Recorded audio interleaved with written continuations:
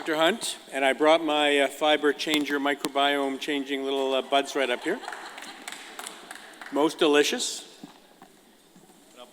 I'll put them down there. Well, welcome back. My role today is to carry on and go a little bit further than we've had in this first session. So in the first session, we've covered some basics of the gut microbiome.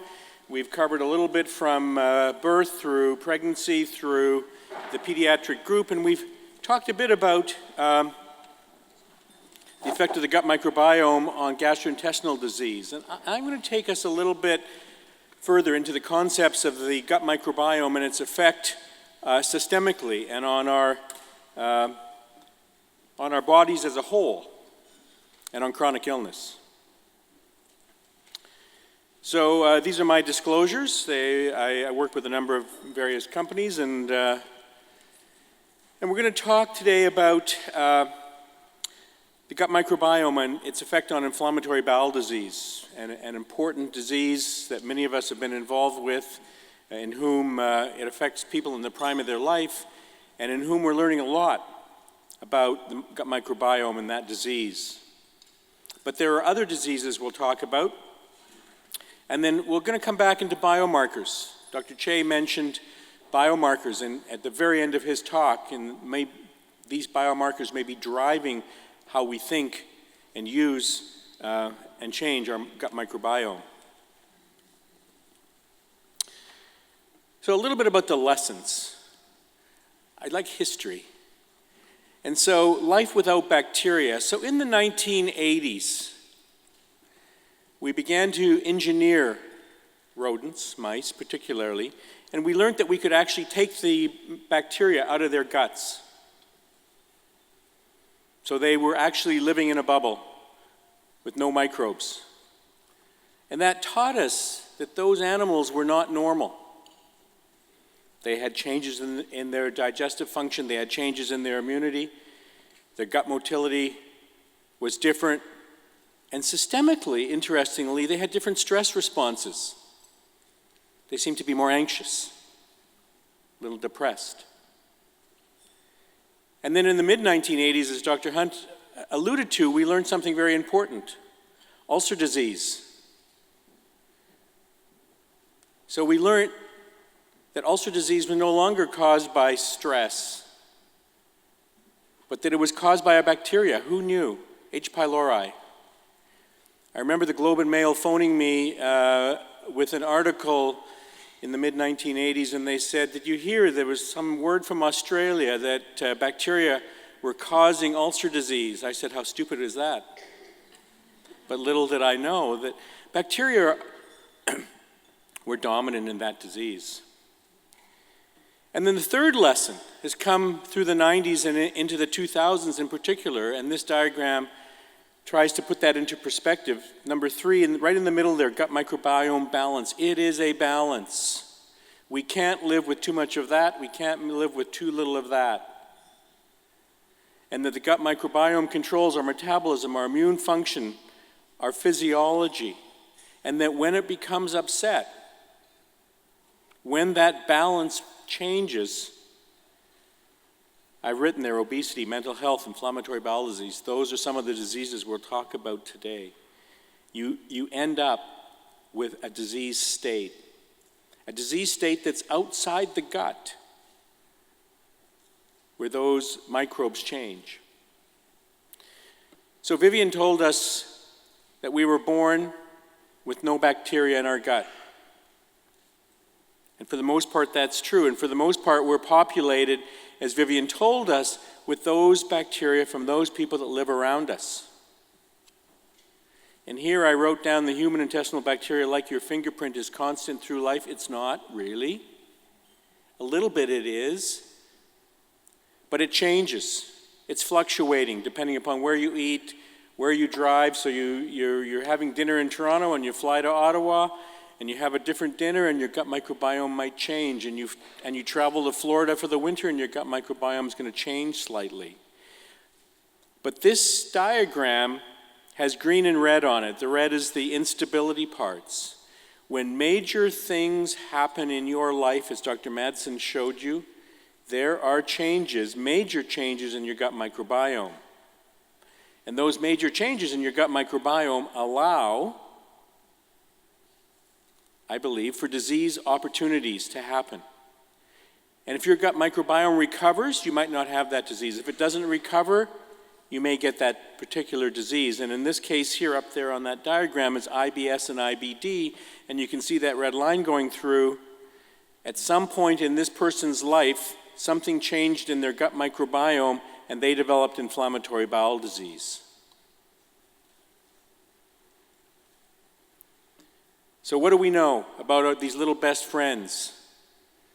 We can't live without them, but also when they change, something happens. And this is my example of inflammatory bowel disease. I want to give you concepts. There's a change in diversity. What does that mean? It means the analogy is like a forest.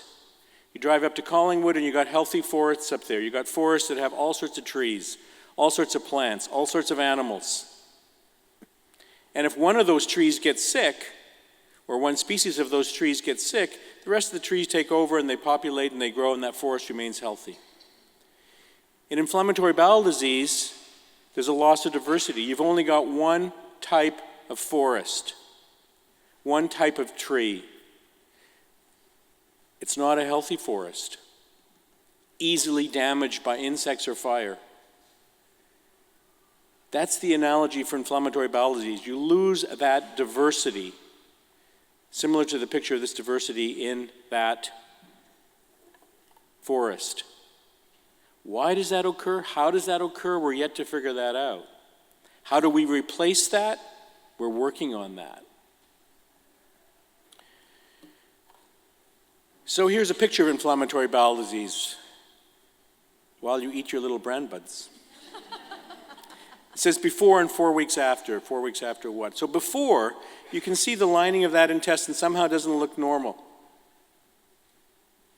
On that left-hand side, it's red, it's raw, it's bleeding. Something is wrong with that. And if you go back to my forest analogy, the microbiome in that person with inflammatory bowel disease, red, raw, bleeding, has lost its diversity. And we use all sorts of medications to try and recover and heal that mucosa and reduce the cytokine inflammatory response. But look at the next panel on the right-hand side. This was a fecal transplant. Dr. Madsen and Dr. Gao at the University of Alberta and others around the country, including McMaster University, close to here, have a large role in doing fecal transplant work on inflammatory bowel disease. And you can see sitting there in the audience that colon is now normal. Nothing changed in that patient except they were given a fecal transplant. That is, we replaced the diversity of their gut microbiome. How exciting is that? That we could not change any medications, not use any chemicals, but just change the diversity of their gut microbiome, and their disease was healed. Unfortunately, it's not sustainable in all patients. And we've also learned that there's super donors. There's some fecal transplants that work and some that don't. Lots to learn there yet. But most importantly here is that it seems we can't yet change the fecal gut microbiome permanently in some of these genetically driven disorders like inflammatory bowel disease. So lots of work still to come on that. So these are our allies. But they can also be enemies. And we can also use them as biomarkers. And let me take you through that. So we talked about GI diseases, irritable bowel syndrome and inflammatory bowel disease, and changes in the gut microbiome. But others have alluded to this. Imagine the gut microbiome determining who you are systemically. These are two mice, in case you didn't know who those were. One is bigger than the other. One is fat, one is skinny. gut microbiome determining each, and cross-fostering experiments when you take the feces from a skinny mouse and put it into a fat mouse, the fat mouse becomes skinny. Who doesn't want that? And you take the feces from the fat mouse and put it into the skinny mouse, and the skinny mouse becomes fat. You can change how those mice look, change their phenotype with a fecal transplant by transplanting, by changing their gut microbiome. Systemic disease. Similarly, recently we've learned that the gut microbiome was important in our cardiovascular disease risk.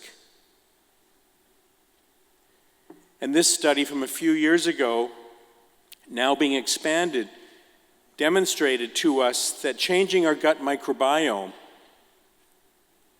in these humans would actually change metabolites in their body that would drive atherosclerosis. And then changing their gut microbiome back would actually reduce those metabolites and reduce the risk of atherosclerosis. Who would have thought that ulcers would be caused by bacteria? Who would have thought that maybe our cardiovascular risk and our strokes are also caused in some way by bacteria? A systemic effect of the gut microbiome. And this is interesting. Just work from this year on depression. Mental health is a big problem in this country, in our world. These were studies where they took gut microbiome from humans who were severely depressed. And as yet, this study hasn't gone to human transfer like some of the other studies have. But this gut microbiome from these humans were transplanted into rats, and the behavior of these rats was studied. Gut microbiome from depressed humans caused the rats' behavior to be similar to depression. They were involuted rats. They sat there in their corner. They were anxious. They were skitterish. And they had all the behavior traits that you'd expect for someone from depression, just by changing their gut microbiome. That speaks enormously to what we can do in the future for depression and studies that can go on. And cognitive disorders, Alzheimer's disease, similar studies ongoing now with multiple thousands of patients with Alzheimer's disease in this particular study where they looked at the gut microbiome and through large computational big data analysis was able to focus down on patients with Alzheimer's disease and say these patients with Alzheimer's disease had this type of gut microbiome. Cause or effect not known, but an association. Imagine your gut determining your brain function. Not so far off, because we know just down the road here at McMaster University, some of the best brain-gut axis work in the world has been done, where the gut microbiome, the gut changes brain function. So not such a big leap that our gut microbiome is going to be able to, in some way, affect depression and Alzheimer's, or maybe even cause depression and Alzheimer's. The first interventional study, this comes from Cork, Ireland, is one of my favorite studies as I get older. So what they did was really pretty simple. At the bottom of this picture is my representation of a long-term care facility. So these were patients in Ireland who were sitting in this long-term care facility in their chairs like this, not doing much, not very cognitively active. And so they went in and measured their gut microbiome. And then they said, okay, all these elderly people sitting in their chairs all day long, very lethargic, not up and around, not walking, not very cognitively active. They did sort of cognitive testing. They changed their gut microbiome by feeding them different foods. The nutrition was exactly the same as before. That didn't change. It was just the gut microbiome, and they showed a change in the gut microbiome. And all of those people in that interventional study in that long-term care facility changed. In my vision, they were like this, right? They were happy. They were up and walking around where they hadn't been walking around before, and all of their cognitive scores improved just by changing the gut microbiome. So as you get older, this is what you want, right? You want to be able to manage that gut microbiome and ensure that it's affecting your body, our bodies, to our advantage. So in summary, there's evidence that the gut microbiome is an important player, quote unquote my words, in both systemic and mental health. We are getting there. And so when you come to this meeting next year or 2 years from now, we should be able to have more specific information. What is it in the gut microbiome? What part of that gut microbiome? And how can we intervene, and how can we leverage that into different therapies? Now, in the last little bit here, I want to talk about metabolomics and commercial biomarkers.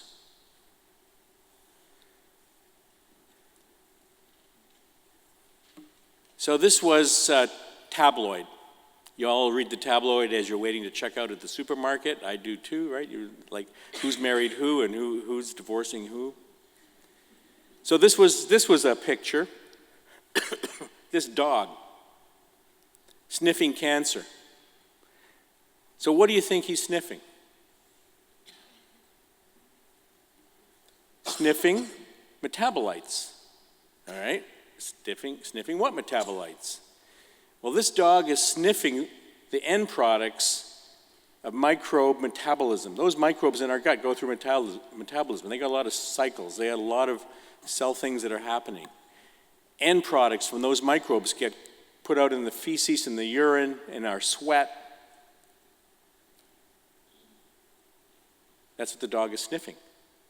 Testing those metabolites that get put out from end products is the science of metabolomics.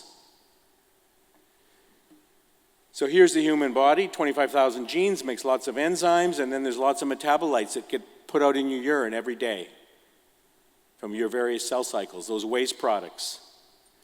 At the very bottom of the screen is the most important fact you can think of today. The urinary metabolomic fingerprint reflects both you and your gut microbiome. And the metabolites in your urine are mainly of microbial origin. So that dog was sniffing, to detect cancer, was sniffing the microbes from the bacteria in that patient with cancer. What does that all mean? That all means that we can use the science of metabolomics, measuring metabolites in urine, to measure and diagnose different diseases. Here's with a study that we looked at diagnosing inflammatory bowel disease from normal people. And I told you that inflammatory bowel disease changes the gut microbiome.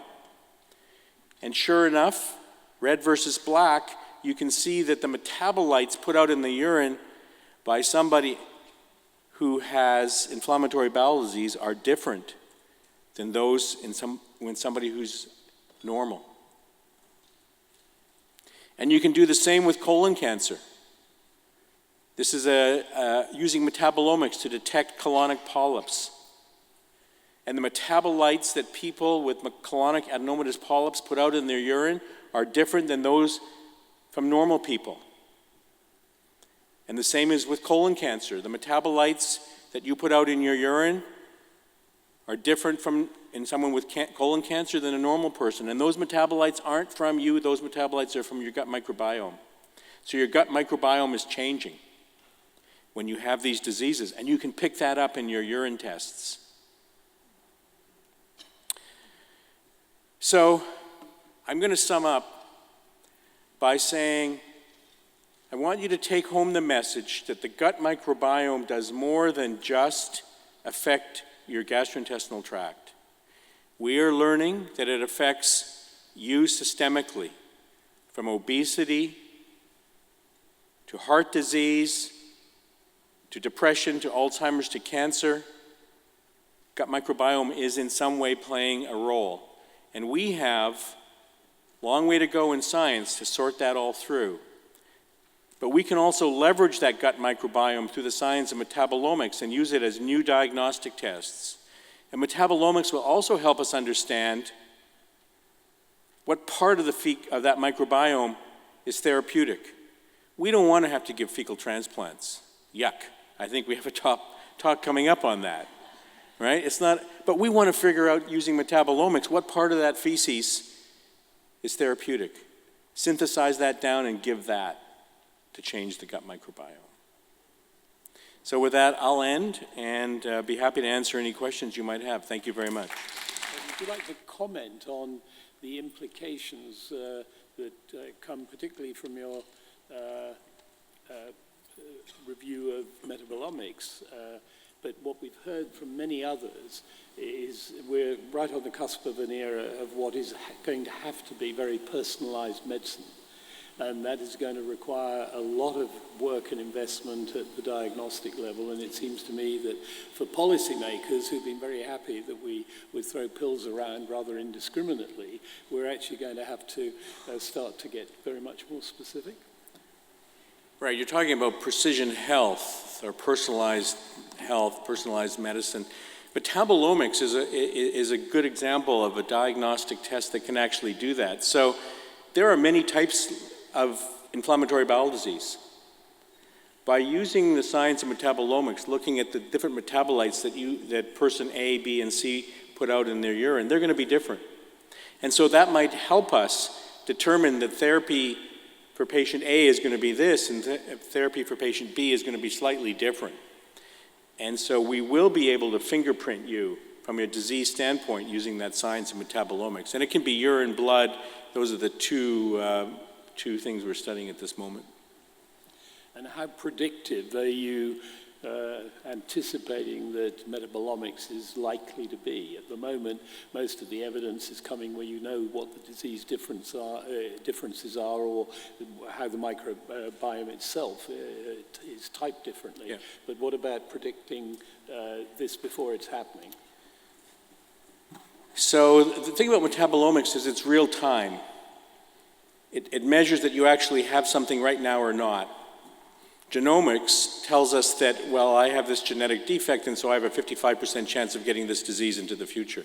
Metabolomics, when my metabolomic test is this, it tells me I have disease right now. In that case I showed you of the colonic polyps, we're picking up a 1 centimeter, half centimeter colonic polyp, and we are not measuring the metabolites from the human, from the polyp. We're measuring the change in the gut microbiome. And so we are seeing changes that we can pick up using the science of metabolomics way before you see anything happening to the metabolomics of the patient. And it's because the gut microbiome is just amplifying that effect because there's so much of it.